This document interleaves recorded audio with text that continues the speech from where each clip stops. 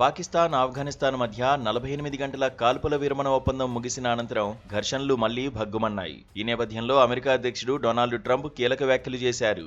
Ukraine అధ్యక్షుడు జెలెన్స్కీతో కలిసి ఒక విందులో పాల్గొన్న సందర్భంలో పాక్, ఆఫ్ఘాన్ మధ్య కొనసాగుతున్న ఉద్రిక్త పరిస్థితులను పరిష్కరించడం తనకు సులభమని ట్రంప్ పేర్కొన్నారు.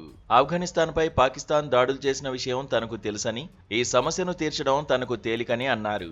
యుద్ధాలను ఆపడం తనకు ఇష్టమని, ప్రజల ప్రాణాలు కాపాడడం తన లక్ష్యమని చెప్పారు.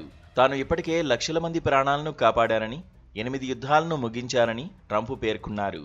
భారత్, పాకిస్తాన్ మధ్య ఘర్షణలను కూడా తానే ఆపానని మరోసారి ప్రకటించుకున్నారు. అయినప్పటికీ తనకు నోబెల్ శాంతి బహుమతి రాలేదని నిరాశ వ్యక్తం చేశారు.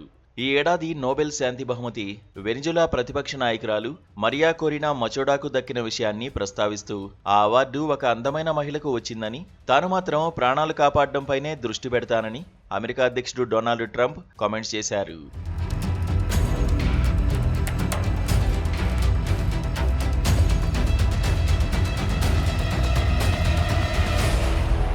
ఇదిలా ఉంటే పాకిస్తాన్, ఆఫ్ఘనిస్తాన్ మధ్య ఘర్షణలు తీవ్ర రూపం దాల్చాయి. పాకిస్తాన్ ఆర్మీ ఆఫ్ఘనిస్తాన్లోని టీటీపీ స్థావరాలపై వైమానిక దాడులు చేసింది.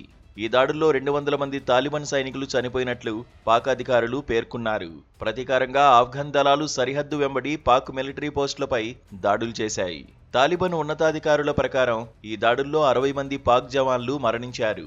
పాక్టికా ప్రావిన్స్లో జరిగిన ఈ వైమానిక దాడులతో కాల్పుల విరమణ ఒప్పందం విఫలమైందని తాలిబాన్ ఆరోపించింది. ఈ ఘర్షణల నేపథ్యంలో 2 దేశాలు డోహాలో సమావేశం కానున్నాయి. కాల్పుల విరమణ ఒప్పందాన్ని పొడిగించడం, సమస్యను శాశ్వతంగా పరిష్కరించడం కోసం ఈ చర్చలు జరగనున్నాయని అంతర్జాతీయ మీడియా కథనాలు చెబుతున్నాయి. అయితే నార్త్ వాజిరిస్తాన్లో టీటీపీ నిర్వహించిన ఆత్మాహుతి దాడిలో 7 పాక్ జవాన్లు మరణించారు. ఈ దాడికి సంబంధించిన వీడియో సోషల్ మీడియాలో వైరల్గా మారింది.